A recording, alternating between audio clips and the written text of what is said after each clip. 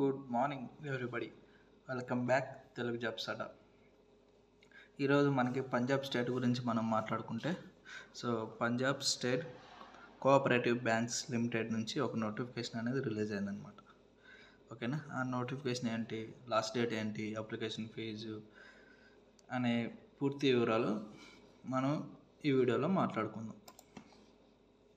ముందుగా Punjab state cooperative bank intern recruitment 2025 apply for only offline. దీనికి సంబంధించి ఈ నోటిఫికేషన్కి సంబంధించి అప్లై చేయడానికి ఓన్లీ ఆఫ్లైన్లో మాత్రమే ఉంటుంది అనమాట. ఆఫ్లైన్ అంటే ఏ విధంగా అంటే, మనం వీళ్ళు ఇచ్చిన లింక్ ఓపెన్ చేసిన తర్వాత అప్లికేషన్ ఫామ్ అనేది ఉంటుంది అనమాట. ఓకేనా, అది కూడా నేను చూపిస్తాను. అప్లికేషన్ ఫామ్ ప్రింట్అవుట్ తీసుకుని అందులో మన ఎడ్యుకేషన్ డీటెయిల్స్ పూర్తిగా కంప్లీట్గా అందులో మనం డేటా ఎంట్రీ చేసుకుని తర్వాత దీని పంజాబ్ స్టేట్ కోఆపరేటివ్ బ్యాంక్ సంబంధించి హెడ్ క్వార్టర్స్లో ఇవ్వాలన్నమాట. ఓకేనా, మొత్తం వచ్చేసి 21. ఓకేనా, ఈ 21 పోస్టులకు సంబంధించి పూర్తిగా ఈ వీడియోలో మనం మాట్లాడుకుందాం. ఇంపార్టెంట్ డేట్స్ గురించి ఇప్పుడు మనం చూసుకుంటే, లాస్ట్ డేట్ వచ్చేసి January 31 అనమాట. ఓకేనా, వీలైనంత తొందరగా January 31 లోపు ఇంట్రెస్ట్ ఉన్న క్యాండిడేట్స్ అప్లై చేసుకోండి. ఓకేనా, ఏజ్ వచ్చేసి 30 years. ఏజ్ రిలాక్సేషన్స్ అప్లికేబుల్ ఉందా లేదా, ఏ కేటగిరీకి ఉంది అనేది గురించి కూడా మనం ముందు వీడియోలో మనం మాట్లాడుకుందాం.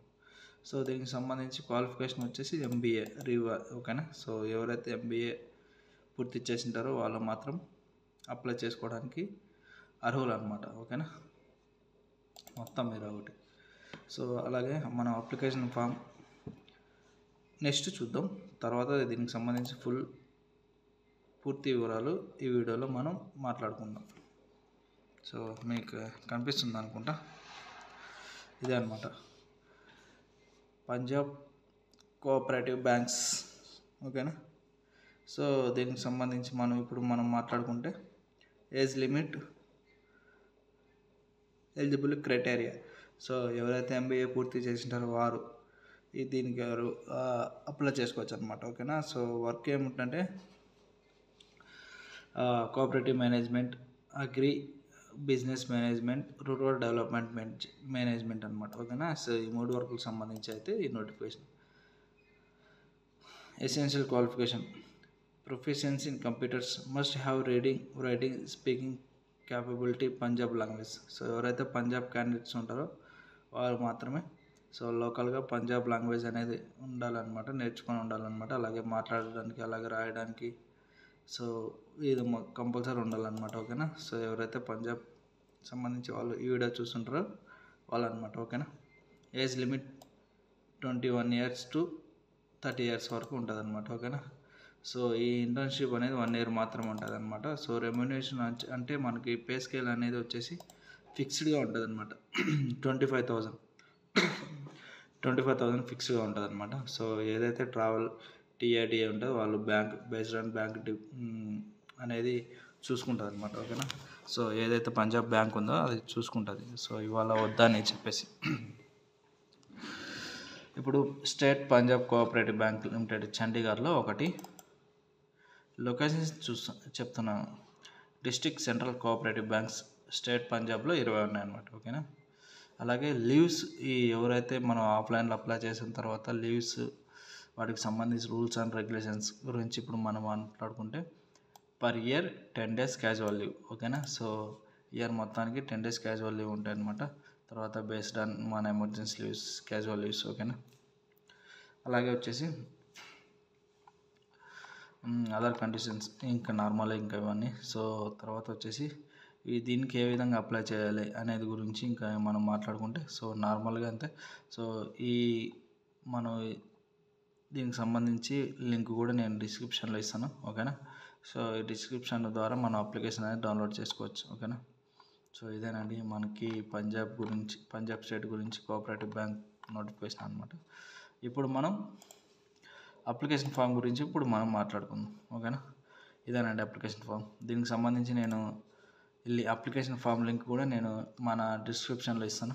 ఓకేనా, డిస్క్రిప్షన్లో ఇచ్చిన తర్వాత ఎవరైతే ఇంట్రెస్ట్ క్యాండిడేట్స్ ఉంటారో వాళ్ళు ఈ ఫామ్ డౌన్లోడ్ చేసుకొని తర్వాత అప్లై చేసుకోవచ్చు అనమాట. ఓకేనా. So name of the candidates ఎవరైతే అప్లై చేస్తారో వాళ్ళ పేరు, వాళ్ళ father name, date of birth, gender, marital status, ఎవరైతే మ్యారేజ్ అంటే మ్యారేజ్, అన్మ్యారీడ్ అయితే అన్మ్యారీడ్, కేటగిరీ ఏ క్యాండిడేట్ ఏ కేటగిరీకి సంబంధించి అయితే వాళ్ళు, డిజేబిలిటీ ఎవరైనా, సో మన బాడీలో ఏదైనా డిజేబిలిటీ ప్రాబ్లం ఏమైనా ఉంటే దానికి సంబంధించి సర్టిఫికేట్ కూడా ఉంటుంది అనమాట. అలాగే Aadhaar number, mail ID, phone number, permanent address, అలాగే కరస్పాండెంట్ అడ్రస్. ఓకేనా. సో ఇవి కంపల్సరీగా అడుగుతారనమాట. ఓకేనా. Aadhaar, mail, phone number, permanent address. ఈ అడ్రస్ ఇందులో ఏది మిస్ అయినా కూడా సో మీకు ఎలిజిబుల్ ఉన్న జాబ్ కూడా మిస్ అయ్యే ఛాన్సెస్ ఉందన్నమాట. ఓకేనా. ఏ డిస్టిక్, సో పంజాబ్ స్టేట్లో ఏ డిస్టిక్ మీరు first preference, second, third, so ఏ డిస్టిక్ మీరు అప్లై చేయాలనుకుంటున్నారు అదనమాట. ఓకేనా. అలాగే మీ 10th class year of passing subject. ఓకేనా. అలాగే 12th, అలాగే graduate, post graduate, any other ఏదైనా కానీ. ఓకేనా. తర్వాత ఇంకా name of the department, company. ఓకేనా. సో మీకు ఏమైనా వర్క్ ఎక్స్పీరియన్స్ ఉందంటే అది. ఓకేనా. తర్వాత ఇంకేదేనండి. ఓకేనా. సో ఫైనల్గా ఈ వీడియో మీకు అర్థమైందని అనుకుంటున్నాను. ఓకేనా. సో ఈ వీడియో లింక్ కూడా నేను కంపల్సరీగా మన ఛానల్లో అనేది నేను అప్లోడ్ చేస్తాను. ఓకేనా. సో మీరు తప్పకుండా ఇంట్రెస్ట్ ఉన్న క్యాండిడేట్స్ మీరు చెక్ చేసుకొని 1-2 సార్లు అప్లై చేసుకోండి అనమాట. ఓకేనా. సో దీనికి సంబంధించి ఏమైనా ఈ వీడియోకి సంబంధించి ఏమైనా డౌట్స్ ఉన్నా కూడా నాకు కామెంట్లు చేయండి. సో నేనైతే మీకు వీలైనంతగా నాకు అర్థమైనంతగా నేను మీకు రిప్లై అయితే ఇస్తాను అనమాట. ఓకేనా. Thank you so much. ఇంతటితో ఈ వీడియో ఎండ్ చేస్తున్నాను.